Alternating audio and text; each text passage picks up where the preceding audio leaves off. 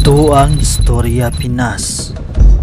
Parang tapos na ang maliligayang araw ni Mayor Alice Guo dahil sinuspindi na ng Office of the Ombudsman ng Mayor ng Banban Tarlac na si Mayor Alice Guo at ang dalawa pang opisyal ng lokal na pamahalaan ng hanggang 6 na buwan. Nangyari ang mga ito matapos magsampa ng reklamong graft ang Department of the Interior and Local Government or DILG laban kay Mayor Alice Guo dahil sa iniulat niyang pagkakasangkot sa isang ni-raid na Philippine Offshore Gaming Operator o POGO sa bayan ng Bamban. Ayon sa DILG, ang mga reklamo ay inihain sa Office of the Ombudsman noong May 24 at nagugat sa pag-i-issue ng permit sa Hongsheng Gaming Technology Incorporated. Malaki ang posibilidad na maimpluwensyahan nila ang mga saksi o pakialaman ng anumang material na ebidensya sa kaso. Maliban kay Guo, ang iba pang inutusang suspindihin ay sina Business Permit and Licensing Officer Edwin Ocampo at Municipal Legal Officer Adin Sigua. Sinabi ni Senador Risa Hontiveros na nangunguna sa investigasyon ng Senado sa umano'y kriminal na aktibidad kinasasangkutan ng POGO sa Bamban na matagal pa ang suspensyon ni Mayor Alice Guo. Dapat lang talaga nung unang bisita pa lang namin sa ni-raid na POGO sa Banban Tarlac, pinanawagan ko na ang preventive suspension laban kay Mayor Alice Guo. May natanggap daw kasi silang impormasyon na ni-raid ang POGO sa Banban ay sinubukan daw di umano ng mayora na hadlangan ang sinasagawang investigasyon sa POGO. Kaya dahil sa balitang to, ito ang naging mga komento ng ating mga madlang netizen. Nako, dapat lang sibakin, hindi dapat suspended. Lahat sana nang nasa pwesto ng pamahalaan ng Bamban, pati yung tumanggap ng suhol, dapat lang na masuspended. Hindi basta-basta ang mga lawyers, hindi basta-basta ang mga lawyers na kinuha niya para ipagtanggol siya, para hindi ma-impluwensyahan ang investigasyon sa kanya. Buti naman, saka yung mga councilor na nag-yes sa POGO operation dapat suspended din. Salamat naman, natuluyan din. Dapat makulong to bago ipa-deport. Remove as mayor na dapat, ipa-deport din ni blacklist. Dami niyang nilabag sa batas ng Pilipinas tapos suspended lang. Ms. Guo po recently said categorically, she refuted na isa siyang spy or asset po ng China. And on top of that, she said na she is Filipino and mahal po niya ang ating bansang Pilipinas. Do you find her statements believable or credible po? Well, I find her statements not credible. No? Madali naman po magsabi na mahal mo yung sarili mong bansa eh. But the matter is, what she's claiming is contrary to what is appearing in the documents. May mga records po na nakalagay doon, yung citizenship niya is Chinese. No? And of course, the surrounding circumstances that there was a late registration of her birth.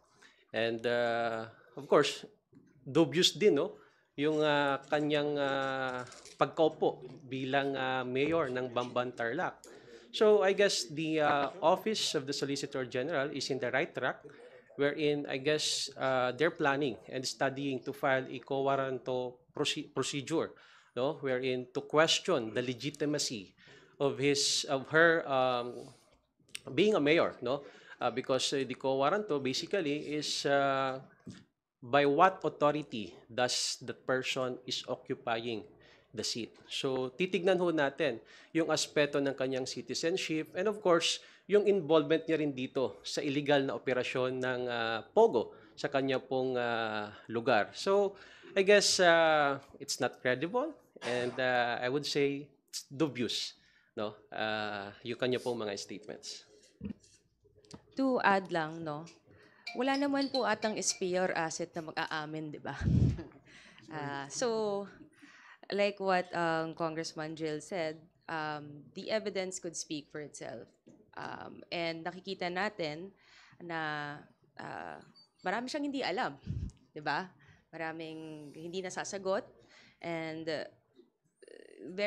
hindi siya credible as a person in her statement. So, let's see kung anong mangyayari, ano pa ang mga mahahanap at makikita ng mga pieces of evidence. But like I said, 'di ba, simple lang, wala naman pong aamin na meron silang ginawang masama or isa silang asset or SPIA at the end of the day. Just to add, sir, kasi nung nagkaroon ng Senate inquiry, maraming natanong, hindi niya nasagot. By the time na sumagot siya, puro kwento na lang yung sinabi. I think more than kwento, she should show evidence of such na, para paniwalaan siya. Yung katabi ko, isang magandang abogada. Alam niya na dapat evidence, hindi kwento. Oh.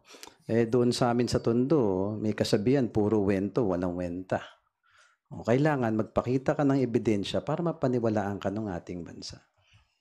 So, kung hindi po siya spy or asset, baka tourist. Ano? Baka po. So, I would like just to comment about that issue because kung dito nga po sa Kongreso ay meron pong procedure on granting Filipino citizenship, no? The naturalization process. Ipinapasa po yan ng Kongreso. So dito, mukhang dubious at questionable because of the late registration. So kung yung nakikita ho natin dito, baka circumvention ito ng ating pong saligang batas at ng mga administrative process. So a foreign individual can just conveniently registered her birth late and the local civil registrar will issue a birth certificate and that will be properly recorded in the PSA. And the basis of that documents, he can ask and apply for issuance of a Philippine passport. So for all intents and purposes, she or he is a Filipino citizen. So nakaka-alarma po ito, no? Na baka gawin itong mga modus or scheme ng ibang mga foreign individuals na gusto po na gumawa ng mga illegal activities dito sa ating bansa. Ako, dagdagan ko lang ulit yung sinabi na ating mga kasama dito. Itong si Mayor Alice Guo has been identified to be an associate of two Chinamen, no, na nahuli sa Singapore for money laundering. So malaking issue yun. So dapat talagang masilip dahil unang-una yung nagiging modus kasi ng mga Chinese ngayon na kumukuha ng Filipino citizenship, no, doon sa sinasabing late registration. Hahanap sila ng local civil registrar, karamihan dito ay sa probinsya, magpapa-issue sila ng certification that they were born in that barangay, ganitong date, at ang magtataka tayo dahil puro lahat sila late registration. Lahat po sila pinanganak sa Comadrona. Wala hong pinanganak na ospital dyan. So, again, no, that's an alarming information that we should all look into. Marami na hong issue tungkol sa fake Filipino passports na nai-issue dito sa mga ito. Not fake, no? Authentic, original Filipino passports, pero spurious and dubious yung mga supporting documents that they submitted. Lalong-lalo na yung birth certificate. Lahat po yan, pinanganak, Comadrona, lahat po yan sa probinsya, lahat po yan ay late registration. So again, no, that's a cause for alarm. That's why dun sa investigation ni Congressman Paduano, isa yun sa usapin na sinisilip po natin. Thank you po. Thank you, Elson. From PTB4, Melalis Moras, please proceed with your questions. Hi, good morning po mga Kongs. Balikan ko lang po ng konti. May mga konting follow-up lang po about sa bagong leadership ng Senate. Unahin ko lang po for Congressman Barbers and others may also respond.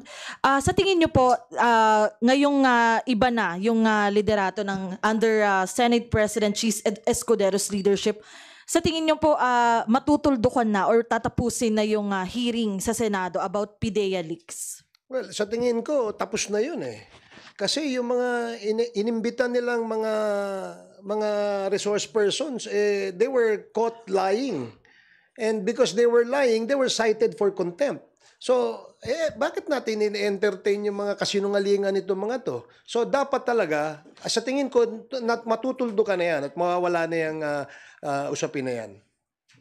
And do you share po, kasi kahapon, nabanggit din po dito nga sa press ko ng Kamara na about time na mag-public apology si Senator Bato de la Rosa kay Pangulong Marcos. Do you share the same sentiment po, given na yun nga, nasabi nyo po na na-contempt na kitang nagsisinungaling? Ano po kaya yung dapat maging closing nito, given na ang dami nilang beses na pagdinig at yun nga, paulit-ulit na nadrag yung pangalan po ng presidente? Well, bigyan natin si Senator Bato ng pagkakataon na kung ano yung kanyang susunod na aksyon, no? Whether siya ay mag-apologize or hindi, nasa sa kanya po yan, no? But the fact remains that wala hong nakuhang matibay, mabigat na ebidensya doon sa hearing na nangyari. For the reason na lahat po karamihan doon sa inimbita nagsisinungaling. At no less than the committee chair has stated for the record na nagsisinungaling siya, kaya nga sinight niya for contempt, no? Yung sinasabing Morales for fabricating stories, pati na rin yung isang na detain ngayon, at lahat sila ngayon naka-detain sa Senate. So again, he is my counterpart in the Senate. He has his own probably way of handling the committee. We'll just wait whether the chair would write a committee report and see ano yung nakalagay doon sa committee report. Pero para sa akin, sa aking paniwala, dahil sa nangyari kahapon na sinight niya for contempt itong mga nagsisinungaling na mga resource persons, yan na ho yung katapusan ng hearing na yan sa aking paniwala. And another lang po for Madjo Manix naman, and others can also answer. Kasi isa po sa mga priority nga ng Kamara na mismo si Speaker Romualdez yung nagsabi yung pag-amyenda sa rice tarification law. Under this leadership, sa tingin niyo po ba maihahabol kaya ito? Hindi man bago ngayong sinidie break, pero may papaspasan na kaya yung pagpasa nito and other important measures na pinahalagahan ng Kamara? Yes, optimistic kami that with the new Senate leadership under Senate President Chis Escudero, uusad na yung mga priority bills, especially yung sa rice tarification law. At meron pa kaming hinihintay sa kanila yung budget modernization bill, which we are also very thankful to the former Senate President Mig Subiri na umusad sa committee, and hopefully with the new Senate leadership under Senate President Chis Escudero, matapos na po itong budget modernization bill. At meron pa kaming hinihintay na National Defense Act. So hopefully yung rice tarification law, amendments to the rice tarification law, yung budget modernization bill, yung National Defense Act at yung amendments to the EPIRA law mapasa with the new Senate leadership. Thank you, Mela. Next question from Earl Tobias of IBC 13. Good afternoon po, good congressman. Segunduhan ko lang po yung doon sa gentleman's agreement proceedings. Kanina po pinabulaanan ng dating former executive secretary and then former defense secretary na may nangyaring gentleman's agreement. So, ang problema, binubusisi po ng komite ngayon na yung nabanggit din na 2013 commitment daw na naabutan lang daw ng dating administrasyon, specifically sinabi po ito ni ex-secretary Medeldia, no, na hindi pwedeng i-repair yung BRP Sierra Madre at may kasunduan daw na pagkain at tubig lang pwedeng ipadala doon. And ironically, nabusisi rin po ni Representative Rog, no, na within 2016 and 2021 or 2019 ay walang nangyaring repair. So pinapa-verify po kung ano itong 2013 agreement, but what does it mean po regardless if totoo to or hindi?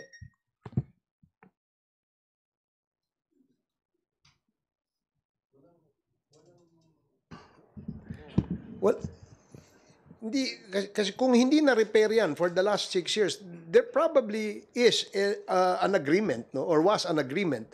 So, bakit naman hindi? Taon-taon po nating nire-repair, nire-resupplyan natin yung mga taong bantay natin dyan. So, yun nga. And in fact, that's the reason why merong tayong ginagawang inquiry tungkol dyan sa usapin na yan.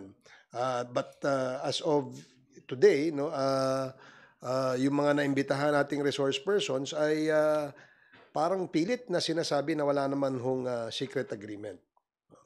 So let's see what will happen in this hearing today. Last na lang po, follow up from me.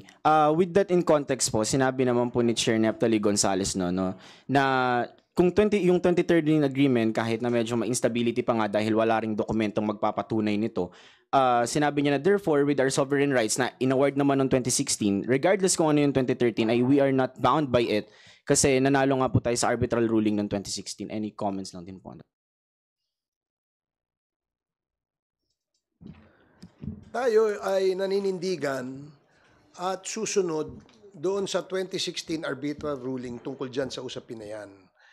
Bilang isang bansa na membro po ng United Nations, tayo po ay rumerespeto, no, sa mga pulisiya at lalong-lalo na ho yan doon sa arbitral ruling ng Hague, no, tungkol dyan sa usapin sa West Philippine Sea. And because of this, we claim and we insist that we have sovereign rights over these areas. At tama lang ho yung direksyon natin ngayon na talagang pinaninindigan natin dahil atin po yan. Una ka lang, sir. Amadjo, we still have 3 more questions. I think if you have another schedule for this afternoon, you may excuse yourself, sir. I'd like to be excused. May mga committee chairman naghihintay. At may isa, yung Committee on Ethics chairman, gusto ko kasapin. Baka yun na yung report nila. Ha? So, thank you. Good morning. Thank you, Majority Leader Manix Dalipe, for joining us. Okay. Okay, next question from Mr. Terence Grana of Armed Forces Radio. Thank you, Madjo.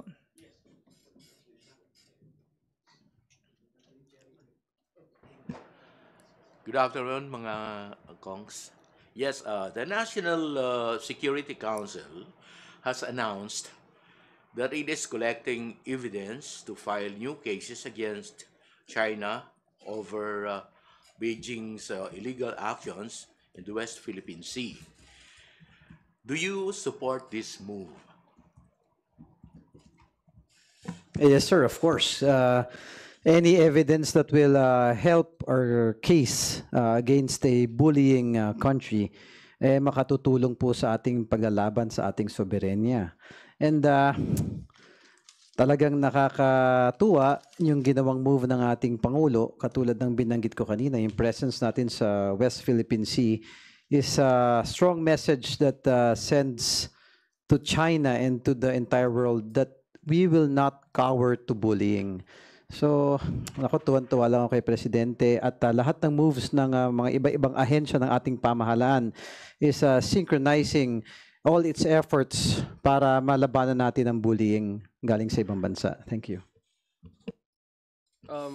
Well, just to add, I guess we are already tired in the diplomatic approach, asking the China to stop this and stop that.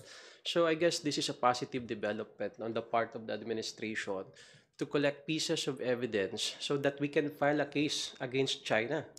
Ito po ay pagpapahayag na hindi po tayo papayag sa anuman pong mga pambubuli na ginagawa po ng isang mighty country katulad naman po ng China. So I guess this is a positive development on the administration wherein they're leading our country in making a more credible and more decisive step in asserting our rights in the West Philippine Sea. To add na lang, even with the arbitral ruling, right, alam naman po natin ng buong mundo na we are in the right. And with this development, before nga naman filing any cases, you really need to have proof and a lot of pieces of evidence. Hindi naman pwedeng basta-basta. At nakikita naman natin na we do not fight violence with violence. Itong mga pambubuli na ginagawa sa atin, we will defend ourselves, pero sa tamang pamamaraan. And this is one of the things na it's a good development na tinitingnan at sinisigurado sa mga tao na hindi tayo papayag basta-basta na ginaganyan tayo, binubuli po tayo, but we will do it also in the right manner, in the right way, with respect to our international relations and international laws. Thank you. Next question from Ed Galvez of FEBC Radio. Good morning, sir. Para kay Kong Ace, sir, balik tayo doon sa structure sa China na tinatayo ng China. Kung nagkaroon tayo ng isang elected mayor sa Tarlac na ngayon lang natin nalaman, hindi imposible ba na yung mga tinatayong structure sa China shabu laboratory na? Meron na ba kayo natanggap na report ito? Hindi imposible.